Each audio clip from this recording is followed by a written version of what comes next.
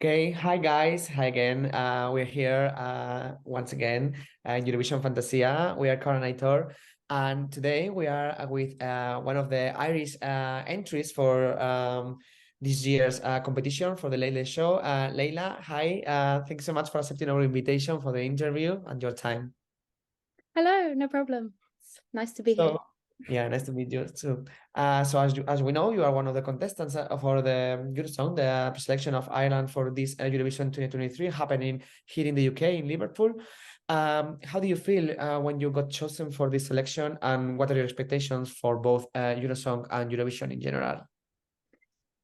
So I felt like just shocked, like amazed, because I really like. It's not like I didn't actually set out to right. I want to go for Eurovision or anything. I just got a message from this girl in Estonia, and I was really inspired by her, just her ideas, and I really related to what she wanted to do, and it was just easy for me to work with her. So I thought, oh, I really am enjoying working with her. Of course, I'll, you know, collaborate on this song, send over the vocals. And it was like last minute, I just submitted it. And then I completely forgot about it. I was just like, oh, I'm not going to think about it. And then I was in Tesco's and I got a phone call from someone at RTE and they're like, yeah, just letting you know that you got through to the final and you have to perform on the RT1. And I was Yeah. like, oh my God, okay, What okay. is what is this? Like, I don't know what I'm doing Oh, here all you anymore. spend Tesco's, is it? Yeah, it's like, okay. I was like acting very sure of myself on the phone, but inside I was going like, what the hell am I gonna You were do? shitting yourself like, okay, this is getting real. Like now I need to perform. Yeah. So now, but actually everything's fallen into place, and I know that I'm lucky to have a lot of resources, like a lot of contacts, and I was able to get the music video out just in time. And so far I feel like I've been really on the ball, despite initially just going, oh, okay, I'll submit the form, but now I'm like, okay, no, I'm gonna go for it, because why not? Imagine Yeah. top two shocking, most shocking things in Tesco's. Number one, meal deal price going up. Number two, you finding out you're entering Eurosong 2023. Yeah. Yeah. Literally. So let's talk about your song actually a bit. So your song's called Wild, and we listened to it. I was listening to it actually just when before we get on. I've been hearing it since it came out. Very happy song, very anthemic, very motivating lyrics. Like, can you tell us a bit more about like what the song means to you, and like in general? Yeah, sorry, read the wrong question. What your song means to you? Yeah. Well, first I like the lyrics, like in the first verse, that it kind of relates to Sylvia Plath and the bell jar, and I feel like it's very much about breaking free from, like, it's really about encouraging like females, and like it's like feminine empowerment. And I totally relate to the song as well myself. I just feel it describes a lot about me, and just being okay with facing things alone, even though it's scary, like, but feeling a lot more in tune with myself if I'm not too like reliant on stuff that's outside of me, and like just really being confident in myself and trusting myself and stuff. So I feel like I would love to, like, when people hear the song, that they would get a similar feeling and like enjoy the positive vibes of it. Yeah. Yeah, we really enjoyed the song. Like, for the first listen, I was like, oh my God, this is really good. Like, this is so catchy and so relatable. Can you tell us a little bit more about what inspired you to write these songs? Because you said that you wrote these songs with some people from Estonia, and we also can see that there are some also Finnish names in the songwriters. Can you tell us a little bit more about the songwriting process, and what inspired you, and what are your inspirations in general when writing music? Yeah. So yeah, I suppose this song, it was mainly like, because like the other two songwriters are or one of them is like heavily, like, he's mainly the production, and he like does all the technical stuff. And like Liz kind of it was mainly her initial idea of the song. Like, she's the Estonian songwriter that came to me, but I really sort of got on board with the theme, and it's really just came from me and Liz had a lot in common. Like, we had a lot of talks, and we have like a lot in common as just like our experiences of the world, and like trying to navigate the music industry, and trying to just hold on to our, I feel like sometimes it's so tempting to like be sucked into like having to be a certain way because you think that's what people want, or like that's you know, and just like holding on to your core identity despite what else is going on around you. I think that's like a big part of the song's message, and that's kind of what I'll be feeling hopefully like when I perform it. Like, okay, I don't care about what anyone thinks, I'm just, this really means a lot to me, and I'm gonna try and do it justice. And most of the time when I write songs, it usually does come from needing to express something, or like I might some feeling might be sort of heavy or in the back of my mind. Maybe I've had an experience that like shook me, or and it's just hard for me to process. But then I find myself writing a song, and then the song puts everything into perspective, and I've just like processed it, and then the emotion is kind of like, I feel a lot lighter after I've written the song. So that's great. yeah, that's Is it kind of like when you like you write something down like a journaling and everything just feels a lot better? Is that kind of feeling you're talking about?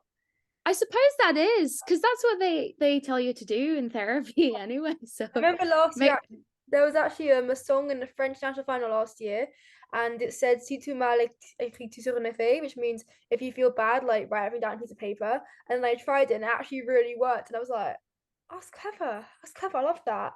But also, yeah.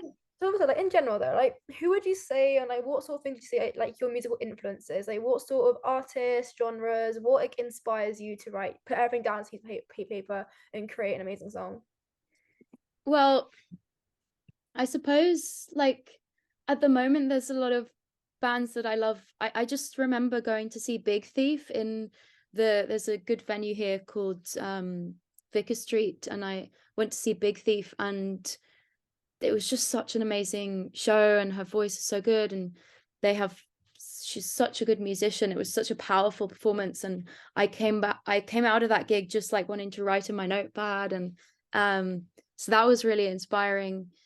They're like a big inspiration, and a lot of like my initial inspiration would have come from like a lot of folky Americana type stuff and blues. Like it was listening to blues music that kind of like inspired me to write my first songs, because it was like, at least it was like kind of very simple but very raw, and just getting those like emotions straight out and just being blunt. I think like a lot of blues songs are very just blunt about what they're talking about, and sometimes they're metaphorically blunt or whatever, but yeah, I think if you start off with writing like a blues song, then it's like easier to sort of branch out, and like pop songs are kind of like, I don't know, I see similarities between them, but maybe that's just me. I don't know. Yeah, true. So now talking more about the Leila show, the pre-selection that is going to happen on the 3rd of February, which is coming up soon. It's so good. What sort of performance can we expect from you? Because as you said, like you just wrote the song, submitted, and then kind of forgot about it. But now you need to actually perform live and make like a show, and create a show that tells the story that you wanna, get the people to know. So yes, I think it's very important that we kind of go within like are appropriate for like what kind of style the song is. And I feel like the song is quite a dancey song. yeah, So and it's like a lot of emotion and specific images and feelings. So I think there are some lyrics that definitely inspired some of the dance moves. So I feel like everything needs to be very connected.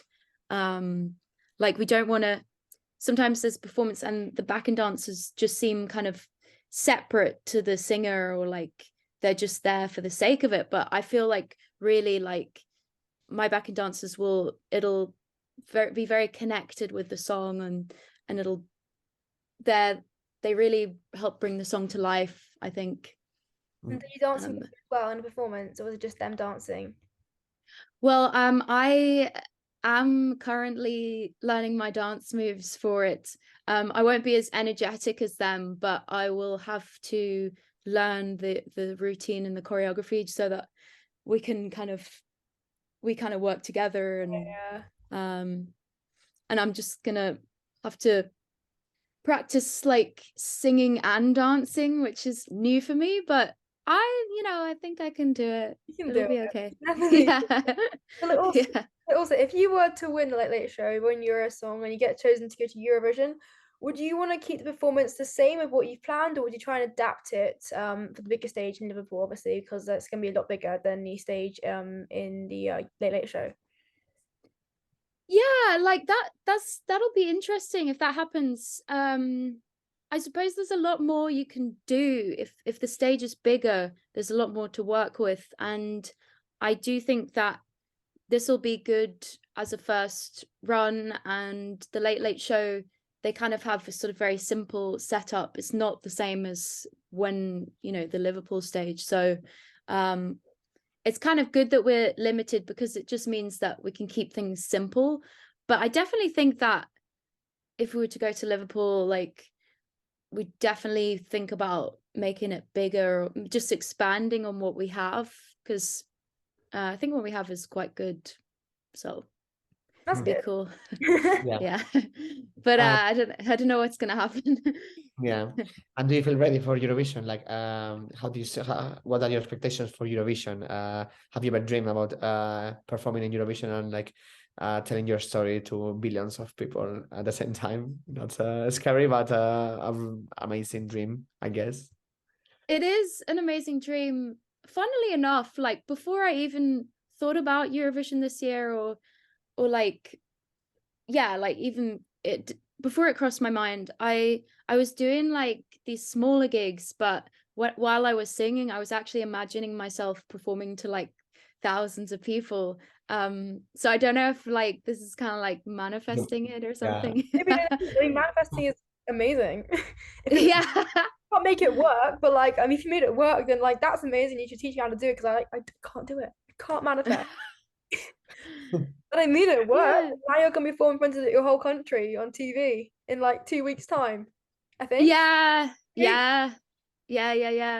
So and I was busking right before this happened. So like I busk on Grafton Street, and it was like in November or something, I think. And the host of that show, the Late Late Show, like Ryan Tubridy, he actually walked past me as I was busking. He had like sunglasses on and he gave me the thumbs up. But he walked past, and I was thinking to myself, oh, I'd really love to be on the Late Late Show. Like, give me a slot on the Late Late Show. And then this happened. So I'm like, oh, Wow. oh yeah, okay. Maybe he That's just cool. knew. Maybe he knew, and he was like, I recognize that girl. I recognize her from the selection. I know everything. And oh my god, that's so cool. Yeah. Also, like, Yeah. I mean, like this year, like obviously the Late Late Show, I would say has the strongest like national selection for Ireland that I've ever seen. So you're competing against some really great entries. Like all these entries, there's 6 really strong entries competing. How do you feel about the competition? Because obviously it's very strong and it's like really exciting for at least fans for us to see. We're like, yay, Ireland, slay. Yeah. Yeah, it's very strong. It's yeah, it's a tough one. Like I mean, I do believe in my song, and I think that we could definitely, like, it would definitely suit Eurovision.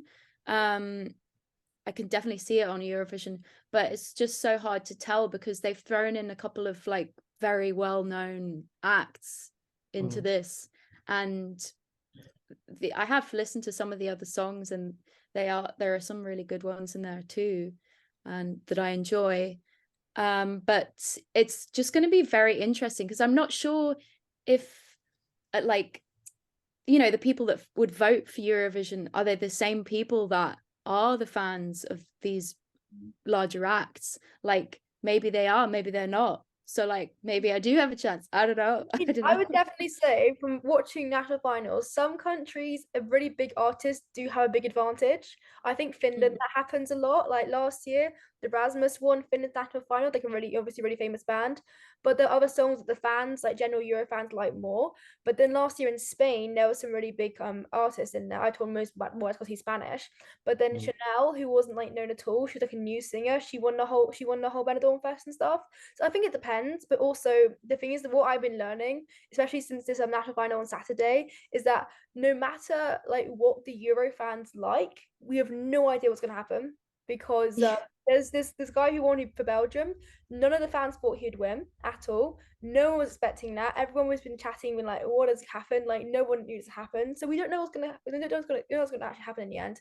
I mean, when I actually spoke to my mum about the Irish election, and she knew Public Image Limited and stuff because I mean she's like 59. Sorry, my mum to really really hate on the internet, but like she is. It's on the birth records of the government website probably. But yeah, like I feel like just because they got a name doesn't mean that people are going to listen to a song and like respond well to it. Just because someone's doesn't got as many listeners or whatever, it doesn't mean people aren't going to listen to it. But oh wait, I like that, you know. Like it honestly to me, I mean it means nothing. To lots of people I know, they'll like look at a song and be like, that's a song that I like, I'm gonna vote for that song. It doesn't matter who's singing it, it's kind of about more about the song. But it depends on the country. Sometimes there are different trends, but we never know what's gonna happen. That's the thing. That's the beauty of it. That's the thing. Yeah, that's actually pretty cool. Yeah. It's so unpredictable, which is great. Yeah, it is really unpredictable. Like you never know what's gonna happen.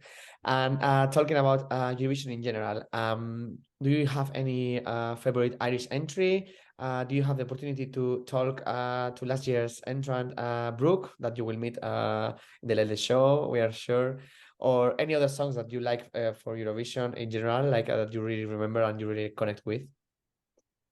Yeah, so that'd be interesting if I meet Brooke. Like that would be cool. Like I thought she was really good, and I was kind of like looking at her performance to see like, you know, can I take any inspiration from this, you know? Because my one's really good. Yeah. Yeah, it's really good live. like yeah, it was great with I just love having like a bit of, you know, dancing in a performance. Definitely, I think it's great. Just stage presence and stuff like that. So that would be cool. I hadn't actually thought about, oh, will she be there? Will I meet her? But that's cool. Well, I tell you what, I really like was it last year Sweden's entry, Hold Me Closer by Cornelia Jacobs. Yes. We met her actually. We met her in a concert here in London. She was so nice. The nicest. Also, we've also actually we met Brooke as well in a few months ago. She was lovely as well. Like Cornelia was so good. Cornelia was just like she actually recognized us from this like Eurovision pre-party. I remember when I met her, she was like, "I thought I recognized you," and I was just like, "Oh my God, Cornelia knows who I am." Yeah, she's amazing. Like her song is so pure and so like you can connect with it so much. Like you can see that it's very true, but to her, you know, it's like so inspirational. But yeah, I mean, like, yeah, I can see some similarities with like you and like your style and her style is like very personal, very intimate, but very strong and I don't know. Yeah, so nice. Yes, And yes. yeah, so I'm from Ireland. You have any song that you like the most from other years? Because we know that Ireland is the country, the most successful country in Eurovision. So I know. Yeah, like to be honest, like I only watched Eurovision mostly as a child, and obviously I know like Dana seems to be the most famous one here, like all kinds of everything. Yeah. Well, I mean, Johnny because Logan also. yeah, Johnny Logan, yes.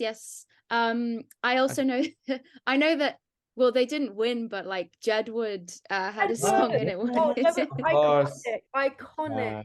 I In swear. the UK, literally, they were super famous. I remember growing up, like when I was younger, when they like when they do Eurovision, like I didn't watch it when I was that young because my parents hate it.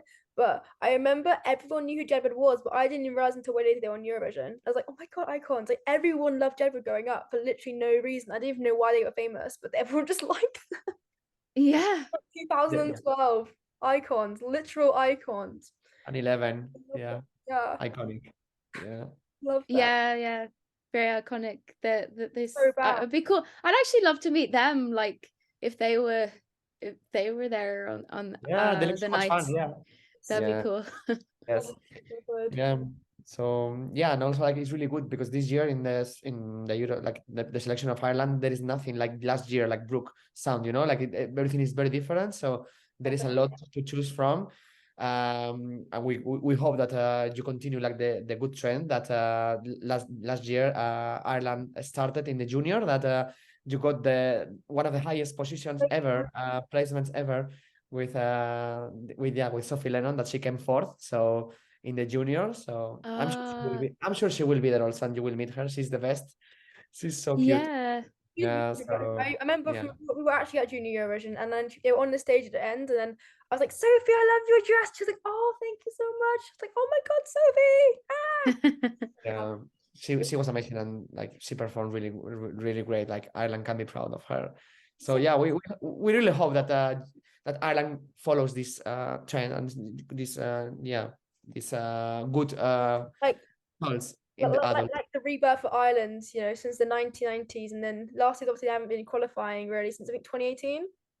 And Wow. now there's a chance for Yeah. Ireland to qualify again because the songs they've you know, all the songs are really good, and they all got really good, like different and amazing, and just I'm so happy now to find out. I was like, when I heard the song, I was like, oh my God, Ireland is slaying. Like, yes, Ireland.